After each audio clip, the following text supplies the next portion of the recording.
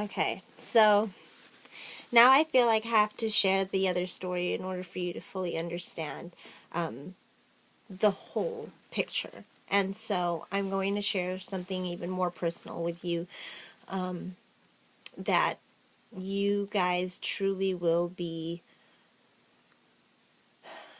some of the first people to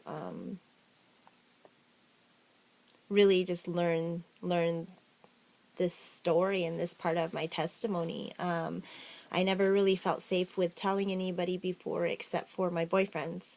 So my boyfriends at the time would become my best friend because I would feel like I need to tell them, the deepest, darkest secrets about me. But then whenever a relationship would break up, I would lose my best friend. And so sometimes there's things that you just carry around with you that you never really ever even get to a point of telling. But I feel like I've gotten to a point where I am not my past and I am not what happened to me, and it's made me stronger, and it's part of the testimony of what God has done in my life. And so chains have been broken, and I'm not carrying shame or guilt or any type of label that people want to put on me. And so I just pray that your heart remains soft and that you hear with an open heart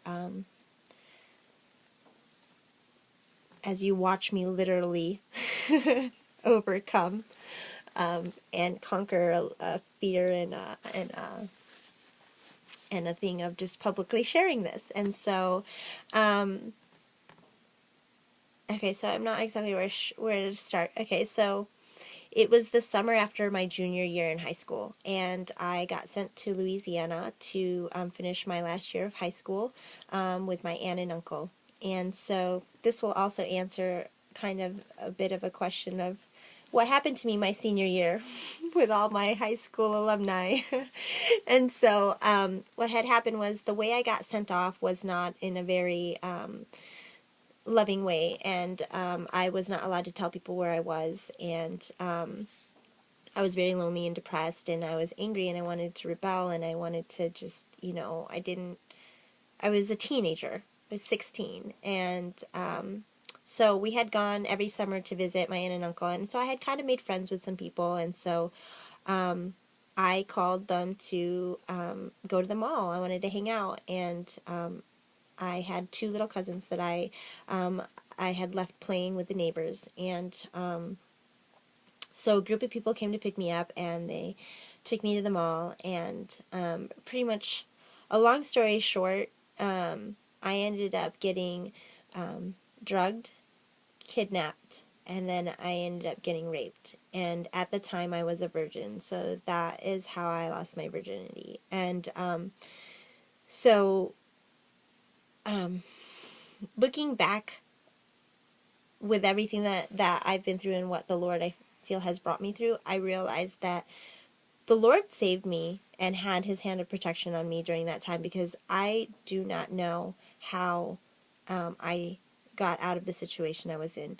Because now that I've actually been educated on what sex trafficking is, that could have easily turned into a sex trafficking tragedy where I might not be where I am today. You might not have ever seen me again.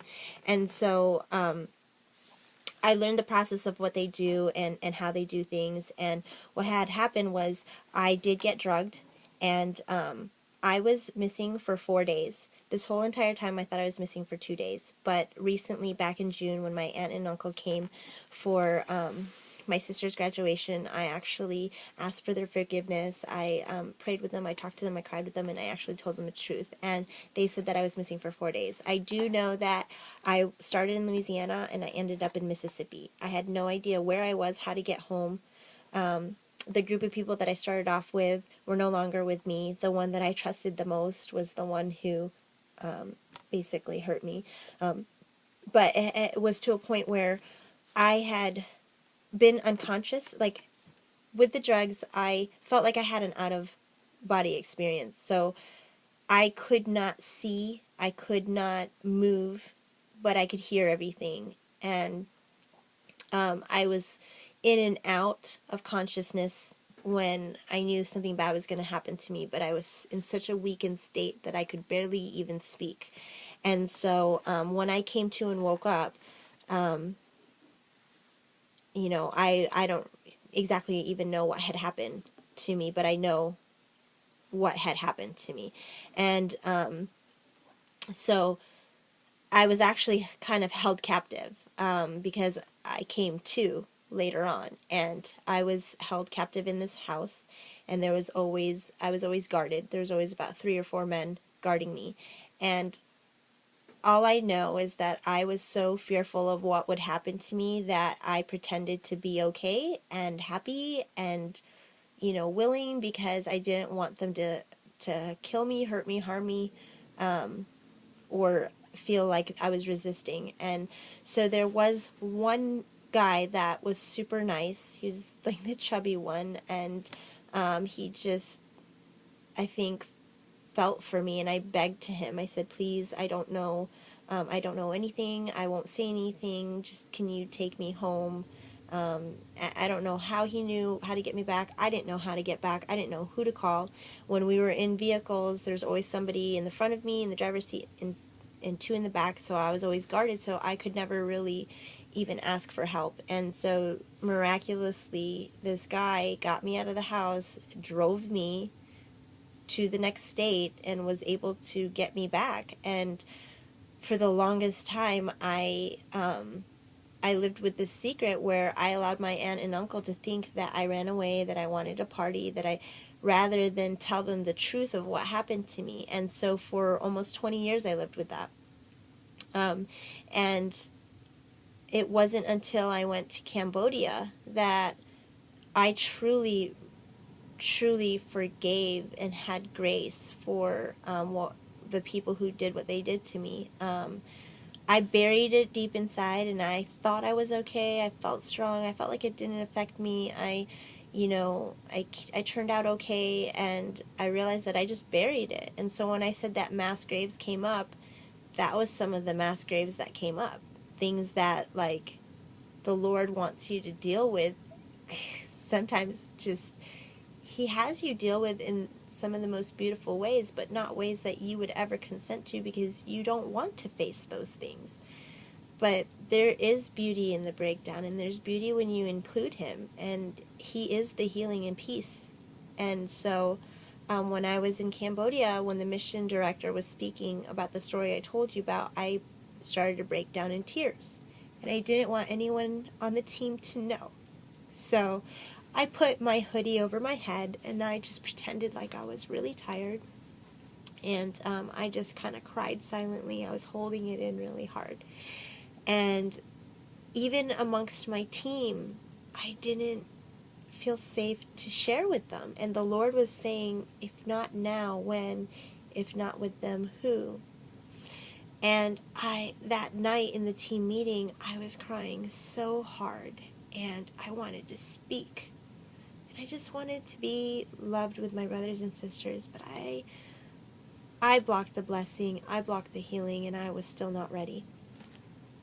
But now, when he was telling the story about how the Vietnamese man raped the pastor's mother, and the pastor had the compassion and the grace to forgive this man, I also had a whole new awakening and an understanding, because the men that had done what they did to me were Vietnamese. And so I felt for the first time healing, because I felt true forgiveness, and I felt true mercy for the ones who did what they did to me. I don't know where they are now. I don't know if they're alive. I don't know if they've committed any other crimes, but I pray for them, because that's what we're called to do. And it is only by the grace of God that I was saved from that situation. It's only by the grace of God that, I'm healed now. And I didn't understand until looking back at it, and I've only been in a relationship with the Lord for the last 3 years, and so my healing has been a process. And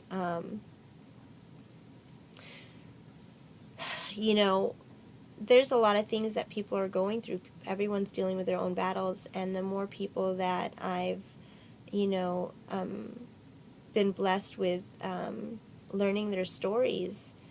I mean, if there's even 4 of you in the room, 1 out of you 4 has been through something, whether it's rape, whether it's depression, whether it's suicide attempt, whether it's, contracting an STD, whether it's, 1 in 4 people. And how many times are you in a room with 4 people? And how many times have you guys been in a room with me and you've never known this story? And this is part of why I feel I'm called to share more and be vulnerable and let people know about, what God has saved me from and what He has saved me for, and why I love the Lord the way I do, as outwardly, as publicly, as openly, and why, even through bad things, that God's just protected my heart, to not harden. There's been so many times I never understood why. I wanted to be in darkness. I wanted to be angry. I wanted to just, self-loathe. And I realized that that's not who He's called me to be. I do feel called to full-time ministry, and I do feel called to help people heal, and I do feel called to love. We all are called to love. But the capacity of which I feel I'm called to do, I feel now that everything I've been through has just been a training ground for what's to come. There's so much more that's coming, and everything has just been a preparation. And I want to serve the Lord wholeheartedly, and so I will continue to be open and vulnerable with my stories. And there's more to share. But tonight I felt like I needed to share this part of my story because it went with the Cambodia story. And in order for you to fully understand the whole picture of what that mission trip meant to me, was to share the mission side of it and the personal side of it. And so I am no longer identified with that. And I know that this is bold because my mom is on Facebook, my aunt and uncle is on Facebook, but all of you guys are on Facebook. And how long have you guys known me? There may be people who've just met me, have known me for a week, a month, 3 months, or however long, but there's people on that are watching this right now that have known me for 20 years, that have known me my whole life. And I just hope that my life continues to be just a living testimony of what I've been through and what God has saved me from, and I will always honor Him. And so the same love that He has for me, He has for you. And no matter what you're going through, what you're feeling, what you've been put through, what you don't understand, anything that has been intended for harm, He will make good. And there is a patience, there is time in that. It doesn't just happen immediately. It's not something that happens overnight. But when it comes, it's so beautiful, and it's worth the wait. And so I thank you guys for watching such a long video and just keeping your heart soft towards me, and just sharing this moment with me, because in this moment I am free, and in this moment chains are broken, and in this moment I have conquered a fear. I have conquered something that would have held me back, and I've been more open and vulnerable and shared my transparency, my humility, and my heart with you. And I just love you all. I do. And I thank you for watching this.